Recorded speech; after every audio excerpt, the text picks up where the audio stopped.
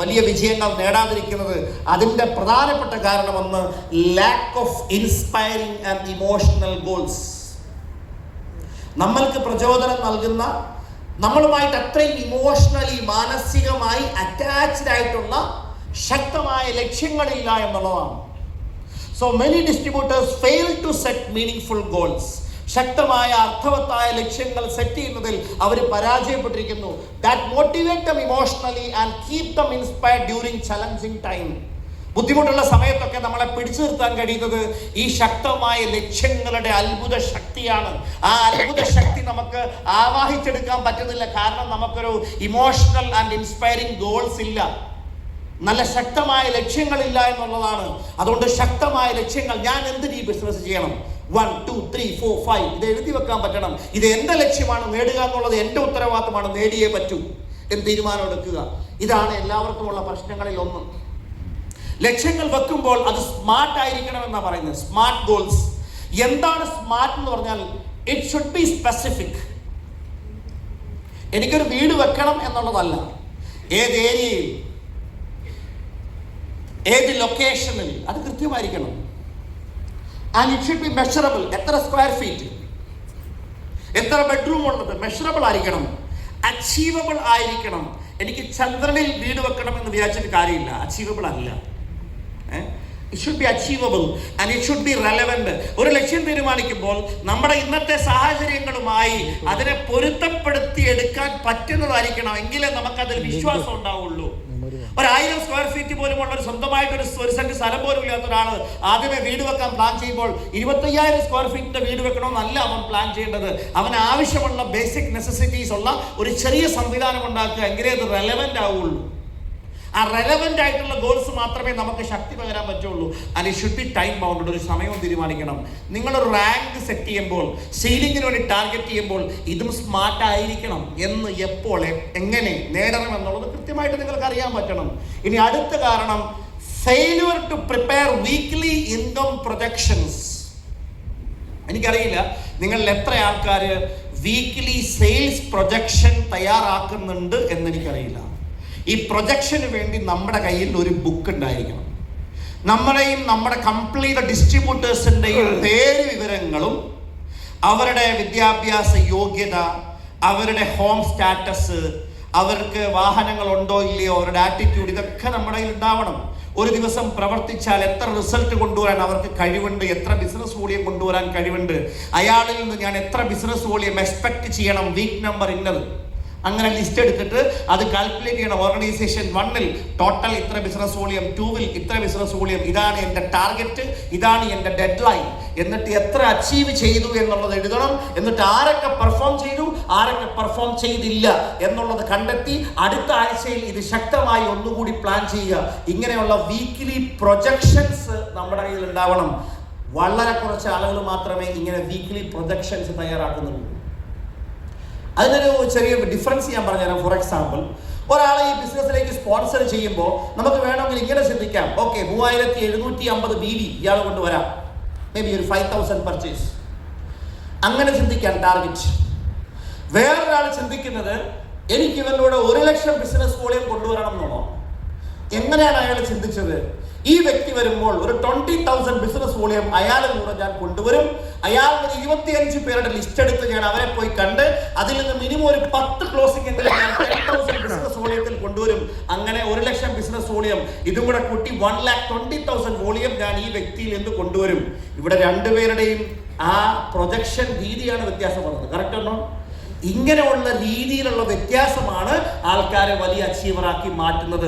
അതുകൊണ്ട് ആ sales projection chart നമ്മൾ വളരെ ശക്തമായി തന്നെ പ്ലാൻ ചെയ്യും. അങ്ങനെ ഒരു പ്രൊജക്ഷൻ ഉണ്ടെങ്കിൽ മാത്രമേ നമുക്ക് വീക്കിലി ഏർണിങ്സിന് എത്താനുള്ള സാധ്യത അറിയാൻ പറ്റുള്ളൂ. പിന്നെ പല ആൾക്കാരും ഈ ബിസിനസ്സിനെ വിലയിരുത്തുന്നത്, ഈ ബിസിനസ്സിനെ കുറിച്ച് ഒരു കൺക്ലൂഷൻ അല്ലെങ്കിൽ ഒരു തീരുമാനത്തിലേക്ക് എത്തുന്നത് അവർ ചെയ്ത ബിസിനസിന്റെ രീതി വെച്ചിട്ടും അവർ കണ്ട ബിസിനസ്സിലെ അച്ചീവേഴ്സിനെ വെച്ചിട്ടുമാണ്. ഇത് തെറ്റാണ്. നമ്മൾ ചെയ്ത രീതി വെച്ചിട്ടോ നമ്മൾ കണ്ട ഇത് വെച്ചിട്ടോ അല്ല നമ്മൾ ഈ ബിസിനസ്സിനെ വിലയിരുത്തുന്നത്. പിന്നെ ഇതിന്റെ സാധ്യതയും നമ്മുടെ ടീമിൽ വന്നവരുടെ ആവശ്യങ്ങളും അവരുടെ ടാലന്റും അതിന്റെ പോസിബിലിറ്റീസും വെച്ചിട്ട് നമ്മൾ ഇതിനെ തീരുമാനിക്കണം. നമ്മുടെ ലക്ഷ്യങ്ങൾ അനുസരിച്ചാണ് പ്രൊജക്ഷൻ ചെയ്യേണ്ടത്. ഉദാഹരണത്തിന് ഒരുപാട് വലിയ സ്വപ്നങ്ങളും ഒരുപാട് ബാധ്യതകളും ഒക്കെ ഉള്ള ഒരാൾക്ക് പതുക്കെ പോയാൽ അത് അച്ചീവ് ചെയ്യാൻ കഴിയുമോ? അവന് നിലനിൽക്കാൻ പോലും പറ്റില്ല. അവൻ ഫാസ്റ്റായിട്ട് ചിന്തിക്കണം. ഒരു മാസം ഒരു 10 ലക്ഷം രൂപ വരുമാനം വേണമെന്നൊരാള് അവൻ ആഴ്ചയിൽ 2,10,000 മസ്റ്റായിട്ട് വേണമെന്ന് ചിന്തിക്കണം. അല്ലാതെ 5 വർഷം കഴിയുമ്പോൾ ഒരു സീലിംഗ് അച്ചീവർ ആകാം എന്ന് ചിന്തിച്ചിട്ട് കാര്യമില്ല.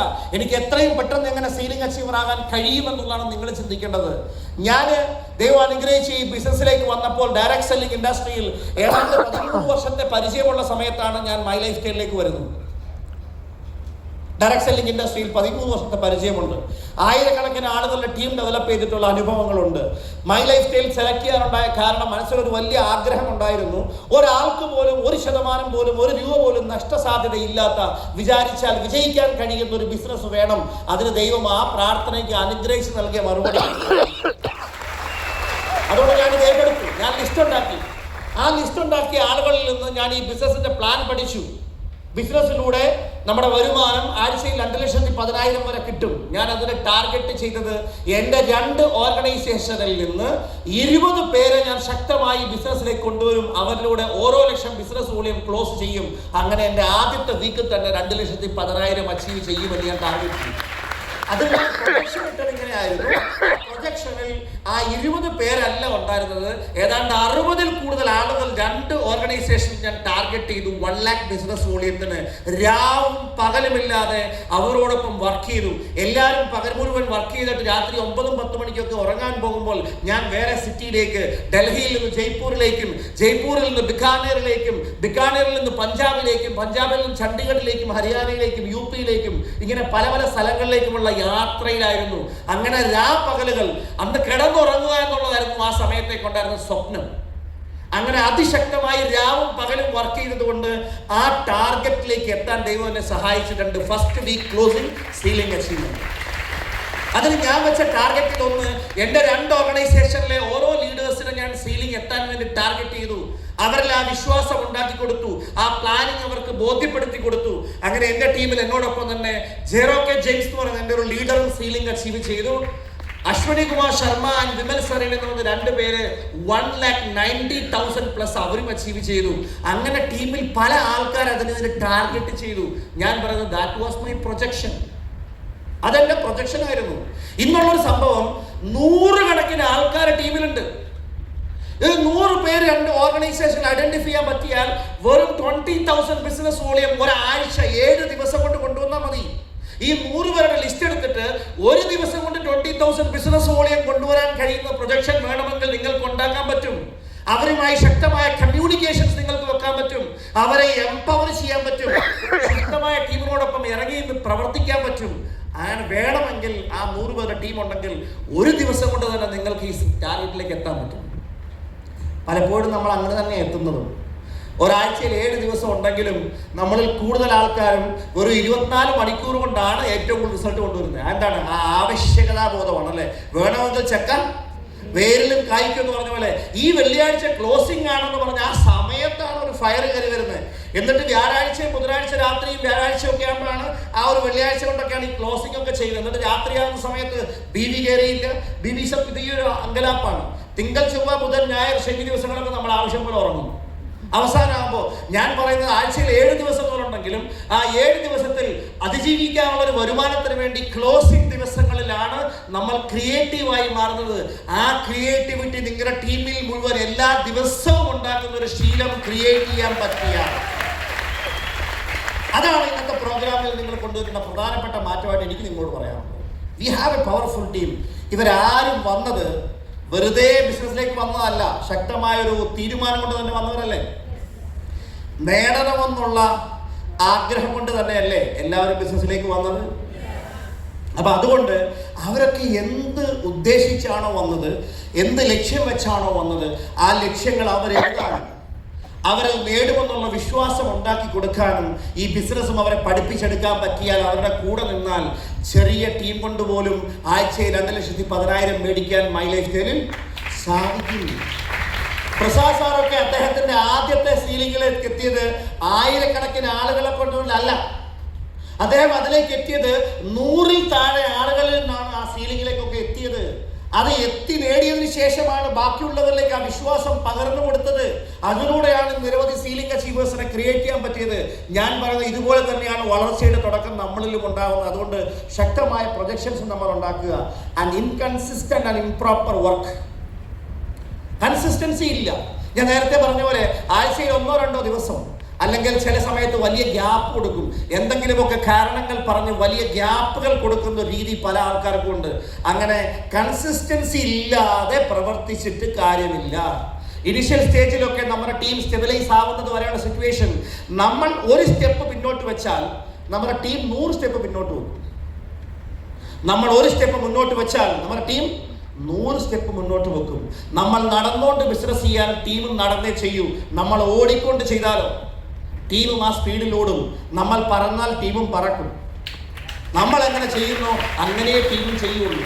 ചെറിയ ടാർഗറ്റ് വെച്ച് ബിസിനസ് ചെയ്തിട്ട് കാര്യമില്ല. അതുകൊണ്ട് കറക്റ്റ് ആയിട്ടുള്ള ഒരു പ്ലാനിങ് നമുക്ക് ഉണ്ടാകണം.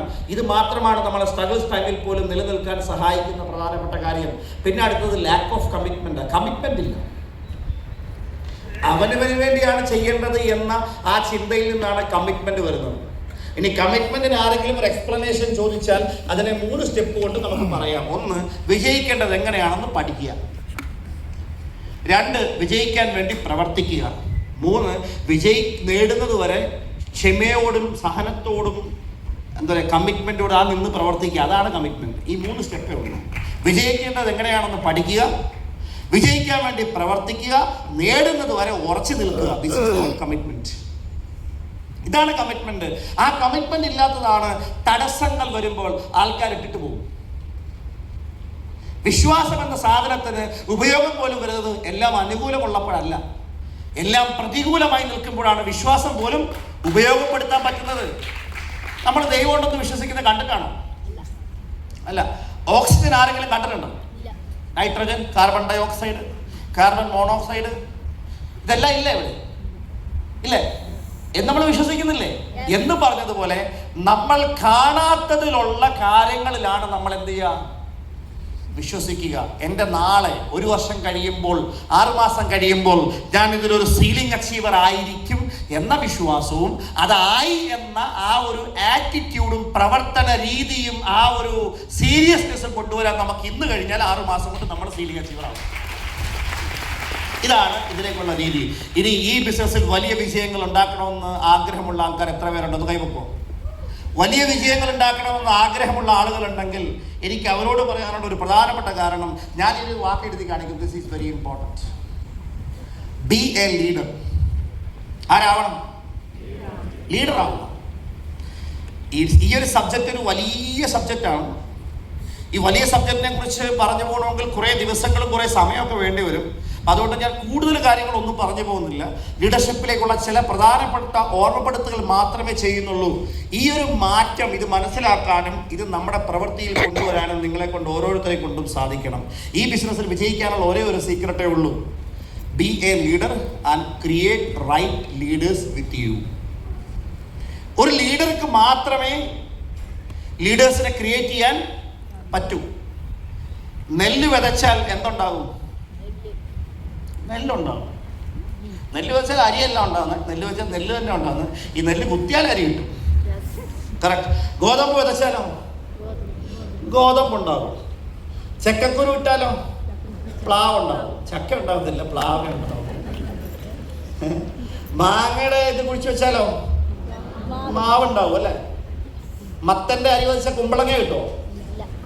മത്തനെ കിട്ടുള്ളൂ അല്ലേ?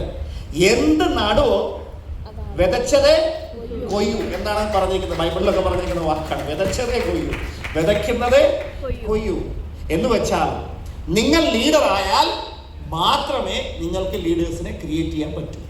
That's all.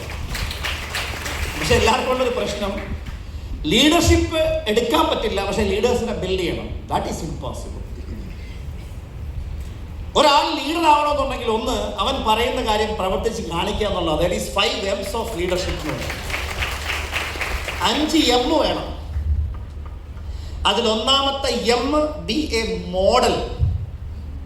ഒരു മാതൃകയാവണം. ഞാൻ ചെയ്തു കാണിക്കണം.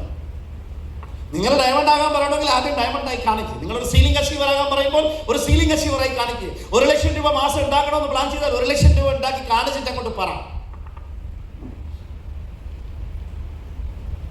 ഈ വണ്ടി ബ്ലോക്കിംഗ് ആണ്. 2 വണ്ടിയുടെ നമ്പർ പറയാം. കർണാടകത്തിൽ നിന്ന് വന്നൊരു വണ്ടിയാണ് KA12MB0536 053 KL11 AG9598. ഈ വണ്ടി ഒന്ന് മാറ്റിയിടണം അല്ലെ.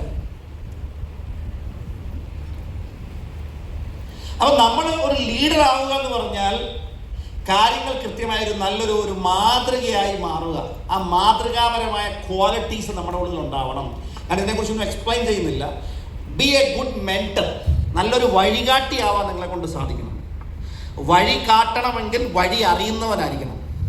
അതാണ് leader is A person who knows the way, who shows the way, who Leeds the way എന്ന് പറയുന്നത്.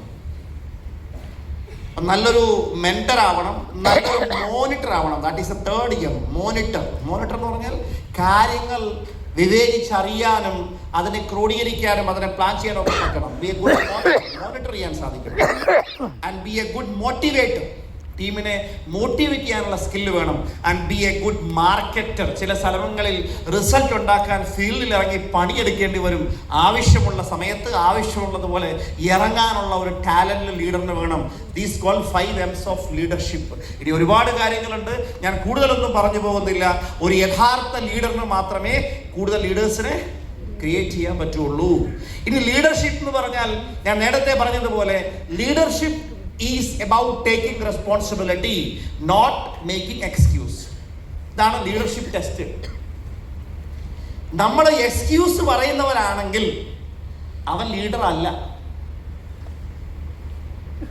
എക്സ്ക്യൂസ് പറയുന്നവൻ ലീഡറാകാൻ പറ്റില്ല. നമ്മളും എക്സ്ക്യൂസ് കണ്ടെത്തുന്നവരാണ്. എന്ത് വന്നാലും അത് ഞാൻ, പല ആൾക്കാർക്ക് ഒരു സ്വഭാവമുണ്ട്. റിസൾട്ട് കൂടുമ്പോൾ അത് ഞാൻ കാരണമാണെന്ന് പറയും. റിസൾട്ട് കുറയുമ്പോൾ അത് വല്ലവരുടെ തലയിൽ വെക്കും. നമ്മൾ ഇന്ന് എവിടെയാണോ അതിന്റെ പൂർണ്ണമായ ഉത്തരവാദിത്വം ആരെടുക്കണം? നമ്മൾ. അത് പരാജയമാണെങ്കിലും ആ ഉത്തരവാദിത്വം എടുക്കുന്നവർ മാത്രമേ റിസൾട്ടിൽ എന്തെങ്കിലും ഒരു മാറ്റം പറ്റൂ. അതുകൊണ്ടാണ് നമ്മൾ ചേഞ്ച് യുവർ റെസ്പോൺസ് അല്ലെങ്കിൽ റെസ്പോൺസിബിലിറ്റി.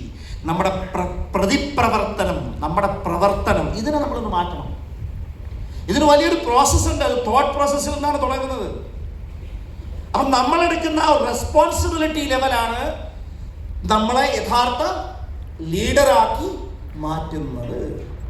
ഞാൻ നേരത്തെ പറഞ്ഞതുപോലെ മൈ ലൈഫ് സ്കെയിൽ ബിസിനസ്സിൽ വ്യക്തമായ വീക്ക്ലി ടാർഗറ്റുകളും അതിനെ ഡിവൈഡ് ചെയ്ത് ഓരോ ദിവസത്തെ ടാർഗറ്റുമാക്കി കൃത്യമായ രീതിയിൽ താനും തൻ്റെ ടീമും ചെയ്യുന്നുണ്ടെന്ന് ഉറപ്പുവരുത്തി ആ ഒരു ആക്ടിവിറ്റിയിലേക്ക് പോകുന്നവന് മാത്രമേ ഒരു യഥാർത്ഥ ലീഡറായി മാറാൻ പറ്റുള്ളൂ. അതിന്റെ റെസ്പോൺസിബിലിറ്റി നമ്മൾ ഏറ്റെടുക്കുക. അതല്ലാതെ വേറെ മാർഗമൊന്നും ഇല്ല. ഇനി സ്വന്തമായി മാറ്റങ്ങൾ വരുത്തിയ ഒരു വ്യക്തിക്ക് മാത്രമേ മറ്റുള്ളവരോട് അത് വരുത്തണം എന്ന് പറയാൻ സാധിക്കൂ. ഖുർആനില് സൂറത്തുൽ സഫ് എന്ന് പറയുന്ന ഒരു ചാപ്റ്ററിൽ ഇങ്ങനെ പറഞ്ഞു വരുന്നുണ്ട്, സബ്ബഹ ലില്ലാഹി മാ ഫിസ് സമാവാതി വമാ ഫിൽ അർളി വഹുവൽ അസീസുൽ ഹകീം. ഭൂമിയിലുള്ളതും ആകാശത്തിലുള്ള എല്ലാ സൃഷ്ടികളും ദൈവത്തിന്റെ മഹത്വം വാഴ്ത്തിക്കൊണ്ടിരിക്കുന്നു. അജയ്യനും ശക്തനുമായ ദൈവത്തിന്റെ മഹത്വം വാഴ്ത്തിക്കൊണ്ടിരിക്കുന്നു. യാ അയ്യുഹല്ലസീന ആമനു ലിമ തഖൂലൂന മാ ലാ തഫ്അലൂൻ കബുറ മഖ്തൻ ഇൻദല്ലാഹി അൻ തഖൂലു മാ ലാ തഫ്അലൂൻ. എന്താണ് ഇതിന്റെ അർത്ഥം എന്ന് പറഞ്ഞാൽ, യാ അയ്യുഹല്ലസീന ആമനു, അല്ലയോ വിശ്വാസമുള്ളവരെ, ലിമ തഖൂലൂന മാ ലാ തഫ്അലൂൻ, നിങ്ങൾ ചെയ്യാത്തൊരു കാര്യം മറ്റുള്ളവരോട് ചെയ്യാൻ പറയരുത്. കൂടുതൽ മധുരം കഴിച്ചുകൊണ്ട് മധുരം കഴിക്കരുത് എന്ന് പറയാൻ പാടുണ്ടോ? രാവിലെ വീട്ടിൽ കിടന്ന് ഉറങ്ങിയിട്ട് പിള്ളേരോട് രാവിലെ എഴുന്നേക്കണമെന്ന് പറഞ്ഞിട്ട് വല്ല കാര്യമുണ്ടോ? ഇല്ല. സ്ഥിരമായി മദ്യപാനമുള്ള വ്യക്തി മക്കളോട് നിങ്ങൾ മദ്യപിക്കരുത് എന്ന് പറഞ്ഞിട്ട് കാര്യമുണ്ടോ? ദുസ്വഭാവങ്ങൾ കൊണ്ട് സർവ്വഗുണ സമ്പന്നനായ വ്യക്തി ഒരു ദുസ്വഭാവം തന്റെ കൂടെയുള്ളവർ കാണിക്കില്ലെന്ന് പറഞ്ഞിട്ട് വല്ല കാര്യമുണ്ടോ? ഇല്ല. അതുകൊണ്ട് നമ്മൾ ലോകത്ത് എന്ത് മാറ്റം വേണമെന്ന് ആഗ്രഹിക്കുന്നു ആ മാറ്റമായി സ്വയം മാറുക എന്ന് മഹാത്മാഗാന്ധി പറഞ്ഞതുപോലെ ആ മാറ്റമായി നമുക്ക് മാറാൻ പറ്റണം. ഇതാണ് ദൈവം പറഞ്ഞത് ഖുറാനോടെ. ഖുറാൻ മുഹമ്മദ് നബി കണ്ടുപിടിച്ചതൊന്നുമല്ല, പുള്ളിയിലൂടെ അവതരിപ്പിച്ചൊരു ഗ്രന്ഥമെന്ന് മാത്രമേ ഉള്ളൂ. ബൈബിളിലൊക്കെ പറഞ്ഞതുപോലെ 1,24,000-ൽ പരം പ്രവാചകന്മാർ, അല്ലെങ്കിൽ ഇപ്പൊ ശ്രീകൃഷ്ണനും ശ്രീരാമനും അങ്ങനെയുള്ള ആൾക്കാരൊക്കെ പ്രവാചകന്മാരായിരുന്നു, അവതാര സങ്കല്പങ്ങളിലുള്ളവരൊക്കെ തന്നെ. അങ്ങനെ ഒരുപാട് പ്രവാചകന്മാർ വന്നു എന്ന് പറഞ്ഞതുപോലെ 2400 ചില്ലുവാനം വർഷങ്ങൾക്ക് മുമ്പ് സൗദി അറേബ്യയിലെ മക്ക എന്ന് പറഞ്ഞ സ്ഥലത്ത് ഒരു അനാഥനായി ജനിച്ച, അച്ഛനില്ലാതെ ജനിച്ച് ഏതാനും മാസങ്ങൾക്ക് ശേഷം അമ്മയും മരണപ്പെട്ട തികഞ്ഞ അനാഥനായ നിരക്ഷരനായ ഒരു വ്യക്തിയായിരുന്നു മുഹമ്മദ് എന്ന് പറഞ്ഞ പ്രവാചകൻ. അദ്ദേഹത്തിന് എഴുത്തും വായനയൊന്നും അറിയില്ലായിരുന്നു. ഈ എഴുത്തും വായനയൊന്നും അറിയാത്ത ഇയാളെ തന്നെ തിരഞ്ഞെടുക്കാനുണ്ടായ പ്രധാനപ്പെട്ട കാരണം, ഈ വചനങ്ങൾ ഇദ്ദേഹം പറയുമ്പോൾ എഴുത്തും വായനയും അറിവുള്ള ഒരാളാണെങ്കിൽ ബാക്കിയുള്ളവർ വിശ്വസിക്കും അത് അവന്റെ സൃഷ്ടിയാണെന്ന് പറയും. അതുകൊണ്ട് എഴുത്തും വായനയും അറിയാത്ത ഒരാൾ ഇങ്ങനെയൊക്കെ പറഞ്ഞു തുടങ്ങിയാൽ അത് വേറെന്തെങ്കിലും ഒരു കാരണം എന്ന് മറ്റുള്ളവർ ചിന്തിക്കാൻ വേണ്ടിയാണ് പുള്ളിയിലൂടെ അതങ്ങോട്ട് അവതരിപ്പിച്ചത്. അദ്ദേഹം അത് ഓർമ്മയിൽ നിന്ന് പറഞ്ഞു, മറ്റുള്ളവർ അത് പകർത്തി പിന്നീട് അത് ക്രോഡീകരിച്ചു. അങ്ങനെയാണ് ഒരു ബുക്കായിട്ട് മാറിയത്. അതിലാണ് കൃത്യമായിട്ട് പറയുന്നത്, അല്ലയോ വിശ്വാസമുള്ളവരെ, നിങ്ങൾ ചെയ്യാത്തത് മറ്റുള്ളവരോട് നിങ്ങൾ ഉപദേശിക്കരുത്. ഖബറ മഖ്തൻ ഇൻദല്ലാഹി അൻ തഖൂലു മാ ലാ തഫ്അലൂൻ എന്ന് വെച്ച് കഴിഞ്ഞാൽ അർത്ഥം, ചെയ്യാത്തത് പറയുന്നവരെ ദൈവം വെറുക്കുന്നു, അല്ലെങ്കിൽ ദൈവം ഇഷ്ടപ്പെടുന്നില്ല. അപ്പൊ ദൈവത്തിന് ഇഷ്ടപ്പെടാത്തവരായി മാറിയാൽ വിജയം ഉണ്ടാക്കാൻ നമ്മളെ കൂടെ പറ്റുമോ? വിജയിപ്പിക്കുമോ നമ്മളെ? ഇല്ല, ഒരു കാരണവശാലും നമ്മളെ വിജയിപ്പിക്കില്ല. അതുകൊണ്ട് ദൈവത്തിന് ഇഷ്ടപ്പെടുന്നവരായി മാറണം. ഒരു ടീമായിട്ട് പ്രവർത്തിക്കുമ്പോൾ എങ്ങനെ പ്രവർത്തിക്കണമെന്ന് പറയുന്നുണ്ട്. ഇന്നല്ലാഹു യുഹിബ്ബുൽ ലദീന യുഖാതിലൂന ഫീ സബീലിഹി സഫൻ കഅന്നഹും ബുനിയാനും മർസൂസ് എന്ന് പറഞ്ഞതിന്റെ അർത്ഥം, ദൈവം ഇഷ്ടപ്പെടുന്നത് ആരെയാണെന്നറിയോ? നല്ല മാർഗത്തിൽ ഈയമുരുക്കി ഒഴിച്ച് ഒരു മതിൽക്കെട്ടുണ്ടാക്കിയാൽ ആ മതിൽക്കെട്ട് എത്രയും സ്ട്രോങ് ആണോ അത്രയും സ്ട്രോങ് ആയിട്ട് ഒരുമയോടുകൂടി യൂണിറ്റിയോടുകൂടി പ്രവർത്തിക്കുന്നവരെയാണ് ദൈവത്തിന് ഇഷ്ടം. അതാണ് പറഞ്ഞ വാക്ക്, ഇന്നല്ലദീന നിശ്ചയമായും യുഹിബ്ബു, അങ്ങനെയുള്ളവരെയാണ് ദൈവം ഇഷ്ടപ്പെടുന്നത്. അവര് പ്രവർത്തിക്കുന്നവരാണ്. യുഖാതിലൂന, അതിശക്തമായി കഠിന പ്രയത്നം നടത്തുന്നവരാണ്. കഠിന പ്രയത്നം നടത്തണം. എങ്ങനെ? വിത്ത് യൂണിറ്റി, ഒരു ടീം എങ്ങനെ പ്രവർത്തിക്കണം എന്നാണ് പറഞ്ഞു തരുന്നത്. ഇതൊക്കെ പറഞ്ഞത് നമ്മുടെ നന്മയ്ക്കും നമ്മുടെ വിജയത്തിനുമാണ്. ഇത് നമ്മൾ കൃത്യമായി മനസ്സിലാക്കി പ്രവർത്തിക്കണം. ഈ ഒരു ക്രിസ്തീയ ഭക്തിഗാനമുണ്ടല്ലോ, ഒരുമയോടെ നിന്നാൽ കരകയറാമെന്ന് പറഞ്ഞ് പാടുന്നൊരു പാട്ടൊക്കെ വരുന്നില്ലേ.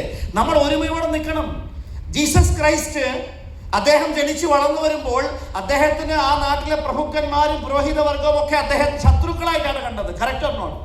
ഇദ്ദേഹത്തിന് വകവരുത്താനുള്ള ശക്തമായ പ്ലാൻ ചെയ്തിട്ടാണ് അവരുടെയൊക്കെ പ്രയത്നം ഉണ്ടായിരുന്നത്. അദ്ദേഹം ഒരു മരപ്പണിക്കാരനായിരുന്നു, ഒരു ആട്ടിടയനായിരുന്നു. അദ്ദേഹം ജനിക്കുമ്പോൾ പോലും അച്ഛനില്ലാതെ ജനിച്ചൊരു വ്യക്തിയാണ്. ആൾക്കാരെല്ലാം വിമർശനങ്ങൾ അനുഭവിച്ച, ഇത് പറയുന്നില്ലേ, മറിയത്തിനെ കുറിച്ച് പറയുന്ന പോലെ ഒരുപാട് അനുഗ്രഹിക്കപ്പെട്ട സ്ത്രീകളിൽ വെച്ചിട്ട് ഏറ്റവും വിശുദ്ധയും ഏറ്റവും അനുഗ്രഹിക്കപ്പെട്ടവരുമായിരുന്നു മറിയം. അതുകൊണ്ട് ഖുറാനിൽ തന്നെ ഒരു ചാപ്റ്റർ ഉണ്ട് മറിയം എന്ന പേരിൽ. വേറൊരു സ്ത്രീയെ കുറിച്ചും ഖുറാനിൽ പേരെടുത്ത് പറയുന്നില്ല, മറിയം അല്ലാതെ വേറൊരാളുടെയും പേര് പറയുന്നു. മറിയം ആരായിരുന്നു? ജീസസിന്റെ അമ്മയായിരുന്നു മറിയം. നമ്മളൊന്ന് നോക്കുക, ജീസസിന്റെ കൂടെ വെറും 12 ശിഷ്യന്മാരാണ് അദ്ദേഹത്തിന് ഉണ്ടായിരുന്നത്. അദ്ദേഹത്തിന്റെ ആ ഒരു ഏരിയ വിട്ട് ഒരുപാട് പുറത്തോട്ടൊന്നും പോയിട്ടില്ല. അദ്ദേഹത്തിന്റെ കൂടെയുള്ളവരെ സംസ്കരിക്കാനും പഠിപ്പിക്കാനും അദ്ദേഹം നിന്നു. അവരോടൊപ്പം നിന്ന് പ്രവർത്തിച്ചു. എല്ലാ കഷ്ടപ്പാടുകളിലും കൂടെ നിന്നു. കാരുണ്യം എന്താണെന്ന് ലോകത്ത് പറഞ്ഞു കൊടുത്തു. അങ്ങനെ ഒരുപാട് സന്ദേശങ്ങൾ കൊടുത്തു. അദ്ദേഹത്തിന്റെ സന്ദേശം ഏറ്റെടുത്തവർ ഇന്ന് ഏറ്റവും പവർഫുള്ളായ ഒരു ടീമായി ലോകത്ത് മാറിക്കഴിഞ്ഞു. നമ്മളും ചിന്തിക്കണം, ഒരു ചെറിയ മാറ്റത്തിൽ നിന്ന് ഒരു വലിയ മാറ്റത്തിന്റെ തുടക്കമുണ്ടാകുന്നു എന്ന് പറഞ്ഞതുപോലെ അതേ ശക്തി നമ്മുടെ എല്ലാം ഉള്ളിലുണ്ട്. ഒരു ചെറിയ മാറ്റത്തിന് നമ്മൾ തയ്യാറായാൽ ദൈവത്തിന്റെ വലിയ ശക്തിയോടുകൂടി നമ്മുടെ ഉള്ളിൽ വലിയ മാറ്റങ്ങൾ ഉണ്ടാകും. നോ ഡൗട്ട്, വലിയ മാറ്റങ്ങൾ ഉണ്ടാകും. ഇപ്പൊ നമ്മൾ മഹാഭാരതവും രാമായണവും ഒക്കെ എടുത്ത് പഠിച്ചാൽ, രാമായണത്തിൽ നമ്മൾ രാമന്റെ കഥയാണ് പഠിക്കുന്നത്. മര്യാദ പുരുഷോത്തമനായ രാമനെ കുറിച്ചും അതുപോലെ ശ്രീകൃഷ്ണനെ കുറിച്ചും ഒക്കെ മഹാഭാരതത്തിൽ പറയും. നമ്മളൊന്ന് ആലോചിച്ച് നോക്കുക. വിജയിക്കുന്നത് നന്മയാണ്, തിന്മയല്ല. നന്മയാണ്, ധർമ്മമാണ് വിജയിക്കേണ്ടത്, അല്ലേ? ഇവിടെയൊക്കെ എടുത്തു കഴിഞ്ഞാൽ ഇവരൊക്കെ തന്നെ വിജയത്തിലേക്ക് എത്തുന്നതിന് മുമ്പ് സ്ട്രഗിൾസ് അവർ അനുഭവിച്ചിട്ടുണ്ടോ ഇല്ലയോ? അപ്പൊ ദൈവത്തിന്റെ ഏറ്റവും അടുത്ത പ്രവാചകന്മാരായിരുന്നു എന്ന് പറയുന്ന ജീസസും അല്ലെങ്കിൽ മുഹമ്മദും അല്ലെങ്കിൽ കൃഷ്ണൻ ജീവിച്ചിരുന്ന സമയത്ത് അദ്ദേഹമോ അല്ലെ രാമനോ, ഇവരൊക്കെ ജീവിതത്തിൽ അനുഭവിച്ച കഷ്ടപ്പാടുമായിട്ട് നോക്കുമ്പോൾ നമ്മൾ വല്ല കഷ്ടപ്പാടും അനുഭവിച്ചിട്ടുണ്ടോ? അപ്പൊ ദൈവത്തിന്റെ ഏറ്റവും അടുപ്പമുണ്ടായിരുന്ന, അറിവുണ്ടായിരുന്ന അവരൊക്കെ കഷ്ടപ്പാടും ബുദ്ധിമുട്ടും ഒക്കെ അനുഭവിച്ചിട്ടുണ്ടെങ്കിൽ നമ്മളും അനുഭവിക്കേണ്ടി വരുമല്ലോ. നമ്മൾ അവരെക്കാട്ടിൽ വലിയവരൊന്നും അല്ലല്ലോ. പക്ഷെ അവരെക്കാട്ടിൽ കുറച്ചും കൂടെ കൂടുതലല്ലേ അനുഭവിക്കാൻ പാടുള്ളൂ. പക്ഷെ എന്നിട്ടും നമ്മൾ ചെറിയ ബുദ്ധിമുട്ട്, നിങ്ങൾ ഹിന്ദിയിൽ പറയാറുണ്ട്, പഹാഡോസെ ടക്കറാക്കർ കോൻ കഹാ ഗിർത്താ ഹെ. എൻ്റെ അർത്ഥം എന്ന് പറഞ്ഞു കഴിഞ്ഞാൽ ഇത്രയേ ഉള്ളൂ. ഈ വലിയ മലയിലൊക്കെ ചവിട്ടി ആരെങ്കിലും തട്ടി വീഴാറുണ്ടോ? पहाड़ों से टकराकर कौन कहा करता है, छोटे छोटे पत्थरों से टकराकर लोग अक्सर गिर जाता है. ചെറിയ ചെറിയ കല്ലിൽ ചവിട്ടിട്ടാണ് നമ്മളൊക്കെ തലകുത്തി വീഴുന്നത് അല്ലേ? എന്നിട്ട് പറയാണ് ബഡി ബഡി മുഷ്കിലോं का सामना हर कोई कर लेते हैं. പക്ഷേ വലിയ വലിയ പ്രശ്നമുണ്ടെങ്കിൽ അത് ആരും നേരിട്ടോളും. ചെറിയ ചെറിയ ബുദ്ധിമുട്ട് വരുമ്പോൾ छोटी छोटी मुश्किलों के सामने हार मान लेते हैं. ചെറിയ ചെറിയ പ്രശ്നങ്ങൾ വരുമ്പോൾ നമ്മൾ പരാജയം സമ്മതിച്ചു കൊടുക്കുന്നു. ഇതാണ് മനുഷ്യന്റെ ഏറ്റവും വലിയ പ്രശ്നം. മലകളിൽ ഒന്നും തട്ടി ആഴം വീഴാറില്ല, ചെറിയ ചെറിയ കല്ലുകളിൽ തട്ടിയാണ് വീഴുന്നത്. വലിയ വലിയ പ്രശ്നങ്ങൾ കൊണ്ടൊന്നും അല്ല ആൾക്കാർ ഈ ബിസിനസ് ഇട്ടിട്ട് പോകുന്നത്. ചെറിയ ചെറിയ പ്രശ്നങ്ങളുടെ പേരിലാണ് ആൾക്കാർ ഈ ബിസിനസ്സിൽ നിന്ന് മാറിപ്പോകുന്നത്. ആ സ്വഭാവം നമ്മൾ മാറ്റണം, അല്ലാതെ രക്ഷയില്ല. അപ്പോൾ നമ്മൾ വലിയ മാറ്റത്തിന് വേണ്ടി തയ്യാറാണെങ്കിൽ ആ മാറ്റം സ്വയം വരുത്തിയേ പറ്റൂ. That is the way to leadership എന്ന് പറയും. ഇനി ഈ ബിസിനസ്സിൽ വിജയിക്കണമെന്നുണ്ടെങ്കിൽ ഈ ബിസിനസ് നമ്മുടെ ഹൃദയത്തിൽ ഉണ്ടാവണം, നമ്മുടെ ഉള്ളിൽ ഉണ്ടാകണം. Business should be within your heart. നിങ്ങളുടെ ഹൃദയത്തിനുള്ളിൽ ബിസിനസ് കയറണം, ബിസിനസ്സിലേക്ക് ഫോക്കസ് വരണം, ബിസിനസ്സിന് പ്രയോറിറ്റി കൊടുക്കണം. എല്ലാം കഴിഞ്ഞിട്ട് ബിസിനസ് ചെയ്യാം, സൗകര്യം ഉണ്ടെങ്കിൽ പ്രോഗ്രാമിൽ വരാം. ഇങ്ങനെയൊക്കെ വിചാരിച്ച് നമുക്ക് വരാൻ പറ്റുമോ? ഇല്ല, വിജയിക്കാൻ കഴിയില്ല. ഇനി വിജയിക്കണമെന്നുണ്ടെങ്കിൽ ഇതൊരു ഐസ്ബർഗ് പോലെയാണ് വിജയം. അത് കാണുന്നത് ആൾക്കാർ ഇത് മാത്രമേ കാണുള്ളൂ. ഈ ഐസ് മല കാണുമ്പോൾ എത്ര മുകളിലേക്ക് പൊങ്ങി നിൽക്കുന്നു അതിൻ്റെ എത്രയോ ഇരട്ടിയാണ് അതിന് താഴത്തേക്ക് നിൽക്കുന്നത്. അതുകൊണ്ടാണ് ഒരു കെട്ടിടവും ഒരു ഐസ്ബർഗും ഒക്കെ മഞ്ഞുമലയും ഒക്കെ ഇങ്ങനെ നിൽക്കുന്നത്. അതിന് താഴത്തേക്കുള്ള കാര്യങ്ങൾ എന്തൊക്കെയാണ്? പെർസിസ്റ്റൻസ്, ക്ഷമ, ഫെയിലുവർ, പരാജയങ്ങൾ, സാക്രിഫൈസ്, ത്യാഗങ്ങൾ, നല്ല നല്ല ശീലങ്ങൾ ഉണ്ടാക്കിയെടുക്കാനുള്ള പ്രയത്നം, കഠിനാധ്വാനം, ഡെഡിക്കേഷൻ, എനർജി, എക്സൈറ്റ്മെന്റ്, എന്തൂസിയാസം, ഇതൊക്കെയാണ് അതിനെ താങ്ങി നിർത്തുന്നത്. ഇതൊക്കെ ഉണ്ടെങ്കിലേ നമുക്ക് വിജയിക്കാൻ പറ്റുള്ളൂ. അതുകൊണ്ട് വലിയ സ്വപ്നങ്ങൾ കാണുക, ഡ്രീം ബിഗ്. വലിയ വലിയ സ്വപ്നങ്ങൾ കാണുക. Every great dream begins with a dreamer. വലിയ വലിയ സ്വപ്നങ്ങൾ തുടങ്ങുന്ന ആരാണ്? ഒരു സ്വപ്നം കാണുന്ന ഒരു വ്യക്തിയാണ് ഒരു വലിയ സ്വപ്നങ്ങൾ കാണും. Always remember you have with in you the strength. നമ്മുടെ ഉള്ളിൽ ഞാൻ നേരത്തെ പറഞ്ഞതുപോലെ അതേ കഴിവുകളെല്ലാം ഉണ്ട്, ശക്തികളുണ്ട്. ദ പേഷ്യൻസ്, ആ ഒരു ക്ഷമയും നമ്മുടെ ഉള്ളിലുണ്ട്. ദ പാഷൻ, ആ പാഷനും നമ്മുടെ ഉള്ളിലുണ്ട്. ഇത് ഉപയോഗിച്ച് നമ്മൾ സ്വപ്നം കണ്ടാൽ നമുക്കത് നേടാൻ പറ്റും, ഒരു ഡൗട്ടും ഇല്ല. ഇങ്ങനെ പ്രവർത്തിക്കാൻ പറ്റുള്ളൂ. Think big. വലിയ ചിന്തകൾ കൊണ്ടുപോവാ, വലിയ സ്വപ്നങ്ങൾ കൊണ്ടുപോവാ, അതിൽ പൂർണ്ണമായും വിശ്വസിക്കൂ. വലിയ വിശ്വാസം കൊണ്ടുപോവാ, റിസൾട്ടും വലുതായിരിക്കും. ഇനിയോ നമ്മൾ വെക്കുന്ന സ്വപ്നങ്ങൾ കാണുമ്പോൾ മറ്റുള്ളവർ അവർക്ക് പേടി തോന്നണം. പ്രസാദ് സാറൊക്കെ ഒരു പഴയ ഒരു കാർ ഉപയോഗിക്കുന്ന സമയത്ത് അന്ന് മെർസിഡീസ് ബെൻസും BMW ഒക്കെ മേടിക്കും എന്ന് പറഞ്ഞാൽ ആൾക്കാർക്ക് പേടി തോന്നിയിരുന്നു അല്ലേ? ഞാനും അങ്ങനെയൊക്കെ പറഞ്ഞപ്പോൾ പിന്നെ നടന്നു പോകുന്നവരല്ലേ ഇതൊക്കെ കൊണ്ടുവരാൻ പോകുന്നു. വിയർത്തൊലിച്ച് ഇങ്ങനെ നടന്നുകൊണ്ടിരിക്കുമ്പോൾ നമ്മൾ ഈ ബിസിനസ്സിലൂടെ ഇങ്ങനെയൊക്കെ നേടുമെന്ന് പറയുമ്പോൾ നമ്മളിങ്ങനെ നടന്നു പോകുന്ന സമയത്ത് ബാഗൊക്കെ തൂക്കി വിയർത്ത് കുളിച്ച് എങ്ങനെയും ഒന്ന് എത്തി വീട്ടിലേക്ക് എത്തണമെന്ന് ഇങ്ങനെ നടന്നു പോകുമ്പോൾ നമ്മുടെ നാട്ടിൽ ഈ പ്ലാന്റൊക്കെ കൊടുത്തിട്ടുള്ള കൂട്ടുകാരൊക്കെ ആ വഴി കൂടെ തിരിച്ചു വരുന്നവരുണ്ടാവും. അപ്പം നടന്നിങ്ങനെ പോകുന്ന സമയത്ത് അവരിങ്ങനെ ഞങ്ങളുടെ നാട്ടിലെ ചെറിയ കയ്യാല എന്ന് പറയും, കോട്ടയം ഭാഗത്തൊക്കെ. കയ്യാല എന്ന് പറഞ്ഞാൽ മതിൽ, അറിയാലോ അല്ലേ? ഈ മതിലിലോട്ട് ഇങ്ങനെ പറ്റി എന്നിട്ട് പറയും ബെൻസ് വരുന്നു മാറിക്കൊടുക്കുക. ശവത്തെ കുത്തുക എന്ന് പറയത്തില്ലേ, അതിന് തുല്യമായിരുന്നു. നമ്മൾ ഒരു പറഞ്ഞിട്ടില്ല, മുകളിലേക്ക് നോക്കി ദൈവമേ അതൊന്ന് നടത്തി തരണേ, ബെൻസ് ഈ വഴിയിലേക്ക് വരണേ എന്ന് വിചാരിച്ചിട്ടില്ല. ഒരു ബെൻസ് അല്ല, ആയിരക്കണക്കിന് ബെൻസുകൾ എൻ്റെ ടീമിൽ ഇറങ്ങിക്കഴിഞ്ഞു. ആയിരക്കണക്കിന്.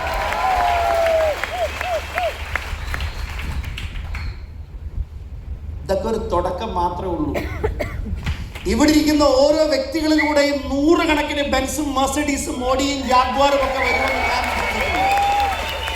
അത് നിങ്ങളൊന്ന് വാങ്ങിച്ച് കാണിക്കൽ മാത്രമേ ഉള്ളൂ. സൺ ഇന്റർനാഷണൽ ടീമിൽ പ്രസാദ് സാർ എന്ന് പറഞ്ഞൊരു വ്യക്തി ഒരു അച്ചീവ്മെന്റ് ഉണ്ടാക്കിയപ്പോൾ ഒരു വ്യക്തി ഒറ്റയ്ക്കല്ല, നൂറുകണക്കിന് ആളുകളാണ് ഒന്നിച്ച് അച്ചീവ്മെന്റ് ഉണ്ടാക്കിയത്. ഇനി ആയിരക്കണക്കിനല്ല, പതിനായിരക്കണക്കിന് ആളുകളാണ് അച്ചീവ്മെന്റ് ഉണ്ടാക്കാൻ പോകുന്നത്. ആ മാറ്റങ്ങൾ വരാൻ പോകുന്നത് എന്നിലൂടെയാണ് എന്ന് നിങ്ങൾ വിശ്വസിക്കണം. Do you have that belief? നിങ്ങൾക്ക് ആ വിശ്വാസം ഉണ്ടോ? യെസ്. മറ്റുള്ളവർ പറയും നടക്കില്ല, നിങ്ങളെ വിമർശിക്കും. വിമർശനങ്ങളൊക്കെ കേൾക്കണം. അങ്ങനെയാണ് പുതിയൊരു കാര്യം ലോകത്ത് വന്നിട്ടുള്ളൂ. ഇനി മറ്റുള്ളവർ നിങ്ങളെ കൺവിൻസ് ചെയ്യരുത് പ്ലീസ്. നമ്മുടെ സാഹചര്യങ്ങളൊക്കെ കാണുമ്പോൾ നമ്മളിങ്ങനെ എനർജി കുറഞ്ഞിരിക്കുന്ന സമയത്ത് മറ്റുള്ളവർ നമ്മളെ സമാധാനിപ്പിക്കാനെന്ന രൂപേണ വന്ന് നമ്മുടെ ഉള്ളിലേക്ക് നെഗറ്റീവുകൾ കുത്തിവെക്കും. ചെറിയ ബ്രെയിനുള്ള ആൾക്കാർ നമ്മളെ കൺവിൻസ് ചെയ്ത് നമ്മുടെ എനർജി സക്കേഴ്സ് ആയിട്ട് മാറാൻ, അല്ലെ എനർജി വലിച്ചെടുക്കുന്ന ആൾക്കാരായിട്ട് മാറാൻ നമ്മൾ സമ്മതിച്ചു കൊടുക്കരുത് ഒരു കാരണവശാലും. That is very very very very very important.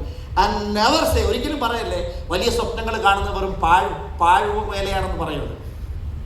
Never say, because life is useless if you cannot dream. നിങ്ങൾ സ്വപ്നങ്ങൾ കണ്ടില്ലെങ്കിൽ ലൈഫ്, ജീവിതമേ വേസ്റ്റായി പോകും. അങ്ങനെ വേസ്റ്റ് ആവുന്ന ജീവിതമായി മാറരുത്, മാറ്റരുത്. വലിയ സ്വപ്നങ്ങൾ കാണാനും അതിൽ വിശ്വസിക്കാനും എന്ത് പ്രതിസന്ധികൾ വന്നാലും ആ വിശ്വാസത്തിൽ നിന്ന് അണിവട മാറാതെ അതിനുവേണ്ടി പൂർണ്ണ കമ്മിറ്റ്മെന്റോടുകൂടി പ്രവർത്തിക്കാനും തയ്യാറാണെങ്കിൽ ചരിത്രം നിങ്ങൾക്ക് വേണ്ടി വെയിറ്റ് ചെയ്യുന്നുണ്ട്. Lot of diamonds and crown diamonds want to come in this. അങ്ങനെ സ്വപ്നങ്ങളെ കുറിച്ച് എഴുതാനുള്ള ഒരു ബുക്ക് തന്നെ നിങ്ങൾ ഉണ്ടാക്കണം, ഡ്രീം ബുക്ക്. അതിനെ പിക്ചറൈസ് ചെയ്ത് വേറൊരു ഭാഗത്ത് നിങ്ങൾ എഴുതണം. എന്നും രാവിലെ ഇതെടുത്ത് വെച്ച് കാരണം ഒരു 20 മിനിറ്റ് നേരമെങ്കിലും അത് വെച്ച് മെഡിറ്റേഷൻ അല്ലെങ്കിൽ വിഷ്വലൈസേഷൻ ചെയ്യണം.